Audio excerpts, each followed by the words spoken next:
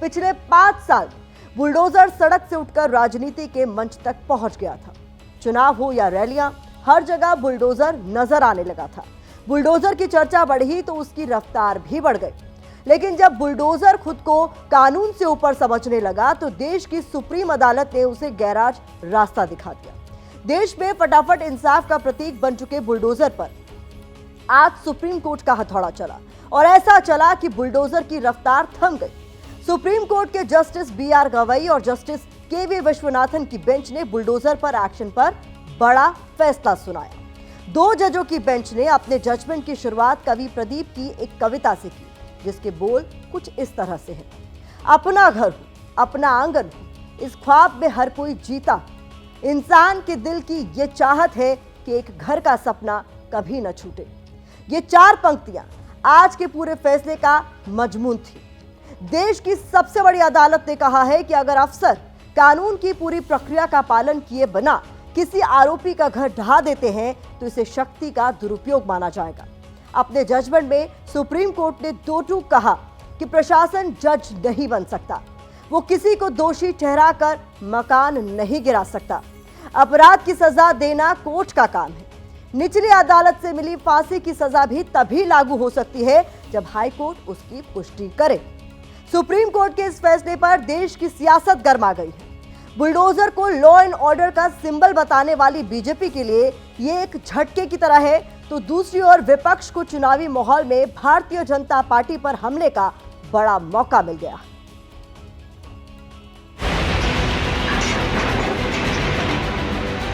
Supreme court ने क्या कहा है कि ये जो बुलडोजर न्याय है जो योगी आदित्यनाथ जी ने चलाया है, ये बिल्कुल संविधान के खिलाफ है, गैर संवैधानिक है, उस पर रोक लगाया है। अपराधियों के मन में डर होना एक अच्छे देश की निशानी है और सभी नियमों का पालन करके हो। जो घर तोड़ने में सेकंड न लेते हो, उनसे क्या उम्मीद करते हो? कम से कम आज के बाद उनका बुलडोजर हमेशा हमेशा के लिए खड़ा हो जाएगा गैराज में। माननीय सुप्रीम कोर्ट ऑफ इंडिया ने बुलडोजर पर रोक नहीं लगाई है, सिर्फ ये कहा है कि बुलडोजर चलाने से पहले नोटिस सर्व होना चाहिए। उन्होंने बुलडोजर के ऊपर संविधान की किताब रख के ये बता दिया कि देश संविधान से चलेगा, बुलडोजर से नहीं चलेगा। बुलडोजर एक्शन पर सुप्रीम कोर्ट का फैसला मील के पत्थर की तरह है। वजह है इस निर्णय का आधार। सुप्रीम कोर्ट ने जजमेंट सुनाते वक्त संविधान के अनुच्छेद 21 का हवाला दिया। इस आर्टिकल में जीवन के अधिकार को रखा गया है। सुप्रीम कोर्ट ने कहा कि जीवन के अधिकार के तहत सिर पर छत होना भी एक अधिकार है। अदालत ने कहा कि किसी निर्माण को अचानक गिरा देना और उसी तरह के दूसरे निर्माण को छोड़ देना सही नहीं है। इससे यही पता चलता है कि मकान गिराने का कारण उसका अवैध होना नहीं था। कोर्ट ने यह भी कहा कि किसी घर में कई लोग रह रहे हैं तो किसी एक की गलती की वजह से सबको मकान से वंचित नहीं किया जा सकता। ये पूरे परिवार को सजा देने जैसा है और कानून इसकी इजाजत नहीं देता। ये फैसला उन संगठनों के लिए बड़ी राहत की तरह है जिन्होंने बुलडोजर एक्शन पर रोक के लिए सुप्रीम कोर्ट का दरवाजा खटखटाया था। ये बहुत ही रिमार्केबल जजमेंट है। हम ये देख रहे हैं कि पिछले कई सालों से जो प्रशासन है और जो गवर्नमेंट है कि भाई आपने ये प्रदर्शन किया तो आपका घर तोड़ देंगे, तो किसी ने आवाज़ उठाई तो उसका घर तोड़ देंगे। सिलेक्टिवली मुसलमानों को टारगेट किया जा रहा है। हम ये समझते हैं कि कोर्ट ने बिल्कुल सही मौक़िफ़ अपनाया है, स्टैंड अपनाया है। ऐसे लोगों के खिलाफ कार्रवाई भी होनी चाहिए जिन लोगों की दुनिया को लूट दिया गया है, बर्बाद कर दिया गया है। बर्बाद करने वालों से इस पैसे को वसूल किया जाना चाहिए। ये फैसला उन तमाम राज्य सरकारों और वहां के प्रशासन के लिए झटका है जो अपने एक्शन के समर्थन में तरह तरह की दलीलें दे रहे थे, क्योंकि अपने फैसले में सुप्रीम कोर्ट ने नेचुरल जस्टिस की थ्योरी का हवाला दिया। अदालत ने कहा कि किसी को पक्ष रखने का मौका दिए बिना मकान नहीं गिरा सकते। सुप्रीम कोर्ट ने याद दिलाया है कि हर चीज़ का एक नियम होता है। आप अपनी मनमर्जी या मनमानी नहीं कर सकते, जो अभी तक चल रहा था। सिर्फ ये इशू नहीं है कि आप क्राइम कंट्रोल कर रहे हैं किसी का घर तोड़ के, आप पूरे के पूरे सोसाइटल ऑर्डर में डिसऑर्डर फैला रहे हैं। तो ये इस पर एक कंट्रोल आएगा और कहा है कि आप अपने एक्शन को fair, transparent and non arbitrary बनाएं। सुप्रीम कोर्ट ने अपने फैसले में बुलडोजर एक्शन की लक्ष्मण रेखा तय कर दी। अब जो भी अफसर इसे लांघेगा उसे अपनी जेब से गिराए गए मकान को बनाने का खर्च देना होगा। कोर्ट ने कहा है कि बुलडोजर कार्रवाई से पहले कानूनी प्रक्रिया का पालन करना जरूरी होगा। अदालत ने अवैध निर्माण के नाम पर होने वाले एक्शन की हद तय कर दी है। कोर्ट ने दिशा निर्देश जारी करते हुए कहा है कि बुलडोजर एक्शन में म्युनिसिपल नियमों का पालन हो, मकान मालिक को नोटिस भेजा जाए, नोटिस रजिस्टर्ड डाक से भेजा जाए, मकान पर भी नोटिस चिपकाया जाए, अवैध निर्माण की वजह बताई जाए, ये बताया जाए कि निर्माण को सही साबित करने के लिए कौन से कागजात पेश करने होंगे। 15 दिन का समय भी इसके लिए दिया जाए और उससे पहले कोई कार्रवाई न की जाए। मकान तभी गिराएं जब कोई विकल्प न हो। जो अफसर इन निर्देशों का पालन नहीं करेंगे उन्हें व्यक्तिगत तौर पर भरपाई करनी होगी। ऐसे अधिकारी से मकान दोबारा बनाने का खर्च भी वसूला जाएगा। आगे मैं आपको बताऊंगी कि बुलडोजर एक्शन पर रोक का यह मामला सुप्रीम कोर्ट की दहलीज तक कैसे पहुंचा, लेकिन यहां बुलडोजर के पॉलिटिकल पावर को समझना भी जरूरी है, क्योंकि सुप्रीम कोर्ट के फैसले के बाद बीजेपी के हाथ से एक बड़ा मुद्दा छिन गया है। ये फैसला तब आया है जब यूपी में विधानसभा उपचुनाव का वक्त है, साथ ही महाराष्ट्र और झारखंड में विधानसभा चुनाव हो रहे हैं। अब से पहले तक बीजेपी की तमाम चुनावी रैलियों में बुलडोजर का दबदबा दिखता रहा है।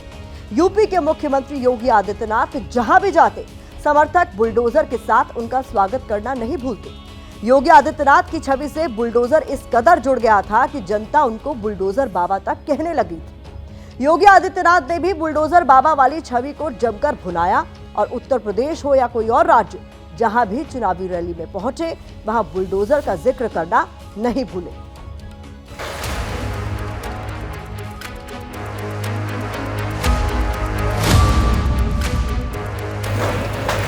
बुलडोजर के हर एक व्यक्ति के हाथ नहीं पिटो सकते। इसके लिए दिल और दिमाग दोनों चाहिए। बुलडोजर जैसी क्षमता और दृढ़ प्रतिज्ञा जिसमें हो वही बुलडोजर चला सकता है। दंगाइयों के सामने नाक रगड़ने वाले लोग बुलडोजर के सामने वैसे पस्त हो जाएंगे। देखो, मैं धन्यवाद दूंगा कि मेरे आने के पहले आपने यूपी से बुलडोजर मंगा दिया। ये माफिया और आतंकवादियों का सबसे अच्छा उपचार है। जब यहाँ जोधपुर की सड़कों पर नंगी तलवारें लहरा रही थी और दंगाई दंगा कर रहे थे, तब मुझे याद आ रहा था कि अगर ये दंगाई यूपी में होते तो मेरा बुलडोजर इनको रौन करके ठीक कर दिया होगा। इंडी गठबंधन इस समय घबराया हुआ है तो यूपी के बुलडोजर से घबराया हुआ है। इनको मालूम है कि इन दंगाइयों का उपचार उत्तर प्रदेश के पास है।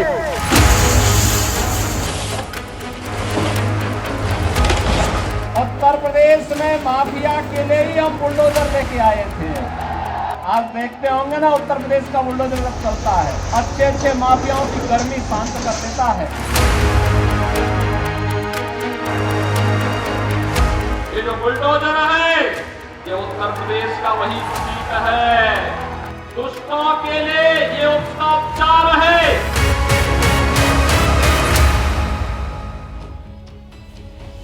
आज के फैसले के बाद बहुत कुछ बदल गया है। सुप्रीम कोर्ट ने बुलडोजर के लिए लक्ष्मण रेखा तय कर दी है। इसके बाद यूपी में इस पर सियासत गर्मा गई। विपक्ष ने बीजेपी पर हल्ला बोल दिया तो सहयोगी दल बीजेपी के साथ खड़े नजर आए।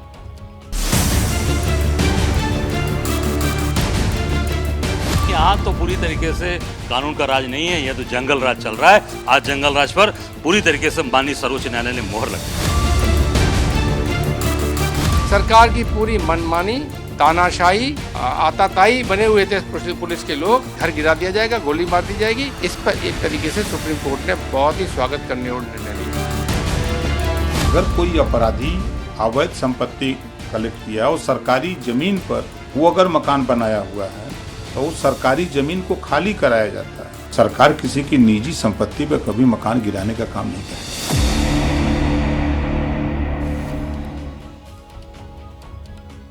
सियासी विरोधियों के इस तीखे हमले के बीच यूपी की योगी सरकार की प्रतिक्रिया भी सामने आई है। उत्तर प्रदेश सरकार ने कहा है कि सुशासन की पहली शर्त होती है कानून का राज। इस दृष्टि से माननीय सर्वोच्च न्यायालय द्वारा आज दिया गया फैसला स्वागत योग्य है। इस फैसले से अपराधियों के मन में कानून का भय होगा। कानून का राज सब पर लागू होता है। हालांकि यह आदेश दिल्ली के संदर्भ में था, उत्तर प्रदेश सरकार इसमें पार्टी नहीं थी। अगर बुलडोजर के सियासी प्रतीक बनने की बात करें तो इसकी शुरुआत 2017 से हुई। इसी साल योगी आदित्यनाथ सरकार ने यूपी की कमान संभाली थी और कुछ ही महीने बाद राज्य में बुलडोजर एक्शन शुरू हो गया। 6 सितंबर 2017 को सीएम योगी ने पहली बार ऐलान किया था कि उनकी सरकार आपराधिक गतिविधियों में शामिल लोगों के घरों को गिरा देगी। अगर कुछ बड़े शुरुआती एक्शंस की बात करें तो 5 जुलाई 2020 को कानपुर के बिकरू में कुख्यात अपराधी विकास दुबे का घर ध्वस्त कर दिया गया। इसके बाद 27 अगस्त 2020 को लखनऊ के पौष इलाके डालीबाग में मुख्तार अंसारी की 2 अवैध इमारतों पर बुलडोजर चला। इसी साल 23 सितंबर को प्रयागराज में माफिया अतीक अहमद के घर पर भी बुलडोजर चला। माफिया के ठिकाने पर बुलडोजर चलने के बाद इसे सख्त कानून व्यवस्था का उदाहरण बताया गया। फिर तो यूपी में ऐसी कार्रवाई रोजमर्रा की बात हो गई। एक आंकड़े के मुताबिक 2017 से 2024 तक देश भर में 1900 से ज्यादा बुलडोजर एक्शन हुआ, जिनमें अकेले उत्तर प्रदेश की बात करें तो 1500 कार्रवाई केवल यहां हुई। यह आंकड़े अपने आप में बताने के लिए काफी है कि यूपी में बुलडोजर कितनी रफ्तार में फर्राटा भरता रहा। यहां यह जान लेना जरूरी है कि आखिर बुलडोजर एक्शन के खिलाफ यह मामला सुप्रीम कोर्ट की दहलीज तक कैसे पहुंचा। बात साल 2022 की है, जब दिल्ली के जहांगीरपुरी में रामनवमी के जुलूस पर पथराव हुआ था। इसके बाद दिल्ली नगर निगम ने बुलडोजर की कार्रवाई शुरू की थी। इस कार्रवाई के दायरे में वो मोहल्ले थे जहां रामनवमी के जुलूस पर पथराव हुआ था। इसके खिलाफ जमीयत उलेमाए हिंद सुप्रीम कोर्ट पहुंचा था। जमीयत की दलील थी कि नगर निगम का एक्शन भेदभाव भरा है और गैर कानूनी ढंग से मकान ढाए जा रहे हैं। बाद में जमीयत ने यूपी सहित कई राज्यों में चल रहे बुलडोजर एक्शन को चुनौती दी। बुलडोजर पर रोक के अपने फैसले में सुप्रीम कोर्ट ने अवैध निर्माण के खिलाफ कुछ खास एक्शन को अलग रखा है। अदालत ने कहा है कि रोड, रेल ट्रैक और जलाशयों के पास अवैध निर्माण के खिलाफ कार्रवाई जारी रहेगी। कोर्ट के फैसले के बाद बुलडोजर का गरजना पहले से कम हो जाएगा, लेकिन बुलडोजर ने जिन लोगों के घर ढहाए उनका क्या कहना है, ये भी जानना जरूरी है।